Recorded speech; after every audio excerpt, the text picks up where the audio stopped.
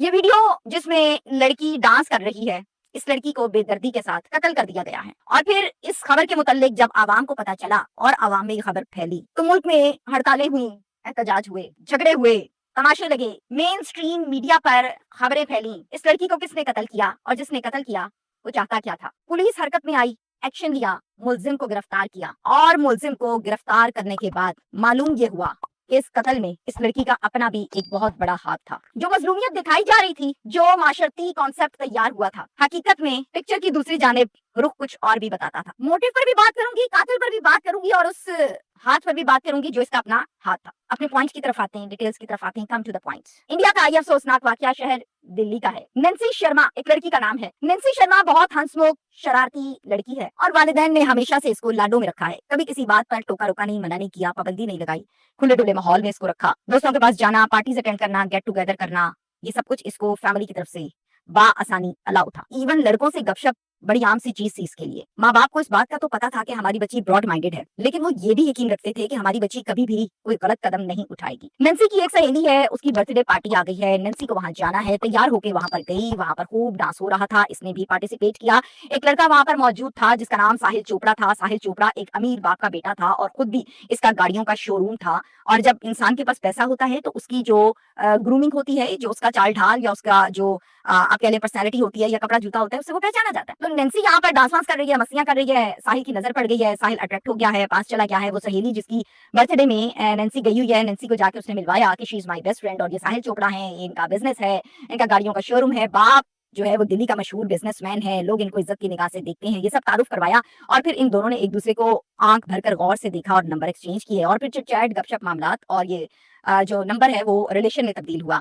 एक दिन नैन्सी का बाप इसे रेस्टोरेंट में बैठे हुए किसी लड़के के साथ देख लेता है। घर आती है, उस टाइम तो कुछ नहीं कहता, घर आती है तो पूछता है कि बेटा वो लड़का कौन था जिसके साथ तुम बच्ची हुई थी? नैन्सी कहती है अब्बू मैं उससे प्यार करती हूँ, उसको पसंद करती हूँ और उसी से शादी भी करूंगी। वो वेल सेटल्ड लड़का है, उसका गाड़ियों का शोरूम है, उसका बाप बड़ा अमीर आदमी है। बाप कहता है अच्छा बेटा चलो ठीक है। बाप क्या कहता है, बात वहीं पे खत्म करता है। और चूंकि वो बाप है, वो उम्र रसीदा है, वो तजुर्बाकार है, वो अपने तौर पर इन तमाम चीजों को देखता है बाहर जाके कि ये लड़का जो साहिल चोपड़ा है क्या वाकई एक शरीफ लड़का है, क्या वाकई बड़े बिजनेसमैन का बेटा है, क्या चाल ढाल इसके ठीक है। तो उसको पता चलता है कि जो साहिल है वो बिल्कुल अमीर बाप का बेटा है, बिल्कुल उसका गाड़ियों का शोरूम है, लेकिन ये लड़का ड्रिंक बहुत ज्यादा करता है, ये लड़का अयाश है और बेतहाशा शराब पीने की वजह से ये लड़का मशहूर भी था।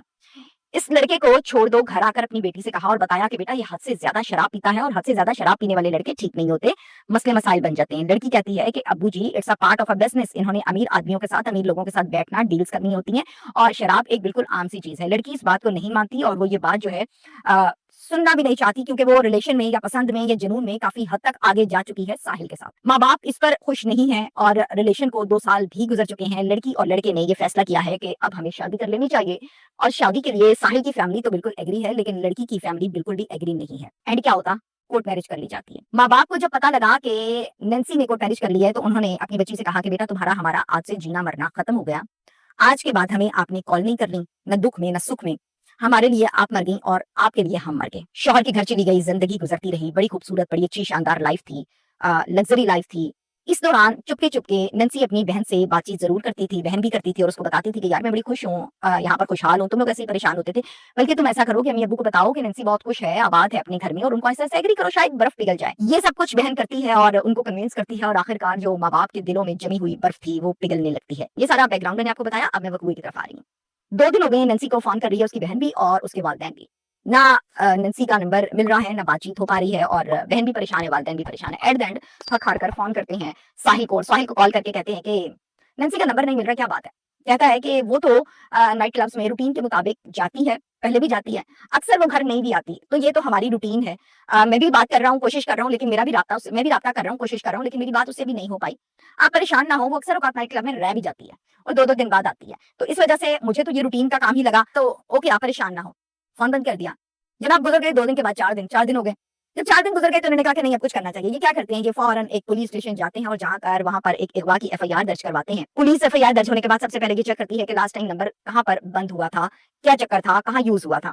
अच्छा, जब पता चलता है पुलिस को इस डिटेल के आने के बाद के नंबर तो लास्ट टाइम पानीपत में बंद हुआ था, रहती थी ये दिल्ली में, तो ये चक्कर क्या है? पुलिस के दिल में एक सवाल पैदा होता है और होना भी चाहिए था। पुलिस पानीपत पर चले जाती है उसी लोकेशन पर जो कि मोबाइल की लास्ट लोकेशन आई थी, तो देखा कि वो तो जंगल है और जंगल में लड़की का क्या काम है। फिर पुलिस जंगल में आसपास एक सर्च ऑपरेशन करती है कि शायद कोई और सबूत, कोई चीज मिल जाए, लेकिन पुलिस को वहां से कुछ नहीं मिलता। फिर पुलिस क्या करती है, पुलिस वहां के टावर से जियो फेंसिंग करती है। जब जियो फेंसिंग करती है तो जियो फेंसिंग में बहुत कुछ सामने आता है, लेकिन सबसे इंपॉर्टेंट चीज जो सामने आती है वो आता है साहिल का फोन नंबर। जैसे ही पानी पक के उस जंगल में साहिल का फोन नंबर सामने आता है तो पुलिस के कान खड़े हो जाते हैं। पुलिस क्या करती है, बड़े तरीके से साहिल को दबोच लेती है और दबोच के ले आती है थाने। थाने आकर पूछती है, हाँ भाई अब बताओ तुम्हारा क्या काम था पानीपत में इस दिन इतने बजे। फिर वो ब्रेक हो गया। अच्छा, अब वो जो ब्रेक हुआ ना वो बड़ा इंटरेस्टिंग है, वो जरा सुनिए। कहता है कि मेरा एक दोस्त, मेरे शोरूम का एक मुलाजिम, शुभाम उसका नाम है, हम नंसी को पानीपत लेकर गए। ले जाकर वहां पर मैंने नंसी को कत्ल किया और वहीं पर जंगल में जमीन में दबा दिया। पुलिस ने कहा कि क्यों, तुम्हें तो उससे मोहब्बत थी, पसंद की शादी की, पसंद करते थे, अच्छी जिंदगी गुजर रही थी, फिर क्यों? कहता है मुझे इस बात का बहुत अच्छे से पता है कि नंसी जो है वो एक ब्रॉड माइंडेड लड़की थी, मगर मुझे शादी के बाद ये डांस पार्टीज में जाना, ये दारू पीना, ये शराब पीना, ये सब कुछ पसंद नहीं था। मैं मना करता था, ये बाज नहीं आती थी और बहुत ज्यादा करती थी। जब ये डांस पार्टीज में जाके डांस करती और ये हरकतें करती तो मेरे दोस्त भी वहां मौजूद थे और वो इसकी वीडियोस बना लेते थे और वीडियोस बनाने के बाद वो मुझे भेजते थे। जब वो वीडियोस मुझे भेजते थे तो मैं इसको मना करता था, ये बाज नहीं आती थी, मैं सब बताता था। उन वीडियोस में एक तो इसने शॉर्ट ड्रेसेस पहने होते थे, फिर डांस हो रहे हैं, फिर शराबें भी जा रही हैं, कपल डांस हो रहे हैं, तो ये सब मुझे अच्छा नहीं लगता था और अक्सर औकात तो ये क्लॉथलेस भी हो जाती थी। कोई भी आदमी शौहर डेफिनेटली ये चीज बर्दाश्त नहीं करता। लोग मुझे करते थे बातें, मैं जलील होता था, मना करता था, मेरी बात ये सुनती नहीं थी। लोग कहते थे किस लड़की से तुम शादी कर रहे हो, पैसा तुम्हारे पास, सब कुछ तुम्हारे पास है और तुमने शादी इस डांसर से की है, और बहुत कुछ। फिर मैंने प्लान किया, फिर मैंने प्लान लॉन्ग ड्राइव का किया। हमने कहा चलो जी नैन्सी लॉन्ग ड्राइव पर चलते हैं। हम लॉन्ग ड्राइव पर गए, इसको मैं उसी जंगल में ले गया, वहां जाके मैंने इसको फायर मारा, जमीन में दबाया और मैं वापस आ गया। यहाँ तक तो है जनाबे आला वकूआ जो मैंने आपको सुनाया। अब जरा माशरती रवैया सुन लीजिए। मेरा ये काम है कि मैं आपको पिक्चर का दूसरा रुख भी दिखाऊं, वन साइडेड चीजें अच्छी नहीं होती। चलें सेकंड फेज की तरफ आते हैं। कत्ल के बाद पूरे इंडिया में बड़े एहतजाज हुए, ब्रेकिंग्स चली, प्रोटेस्ट हुए, लड़की के हक में नारेबाजी भी हुई, लड़के को बुरा भला भी कहा गया, ये सब कुछ होता रहा। एक कॉन्सेप्ट बन गया कि एक गरीब घराने की लड़की थी, या अगर कंपैरिजन करें तो लड़के वाले ज्यादा तगड़े थे, उसके साथ ही जुल्म हो गया क्योंकि उसने लव मैरिज की थी और वो उसके घर गई थी। ये कॉन्सेप्ट तैयार हो गया जी अवाम का जहन में।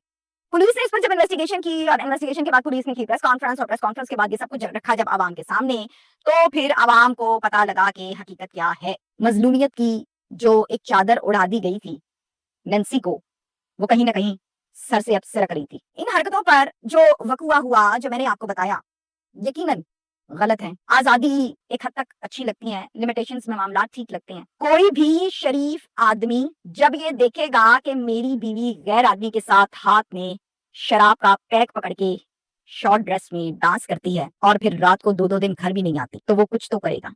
बाप है, शौहर है, भाई है, जो कुछ साहिल ने किया। लेकिन इस मसले का हल और भी निकल सकता था अगर तो गैरत अब गवारा नहीं करती थी। तमाम लड़कियों से लास्ट आज के व्लॉग की लाइन, वन लाइनर मैसेज, अयाशी, मजे, इंटरेस्ट, गपशप, चिल माहौल होना चाहिए, लेकिन हदूद और कयूद में रहकर। हदूद और कयूद से बाहर क्या होता है, टांगे यूं खुलती हैं और इंसान मुंह के बल नीचे गिरता है।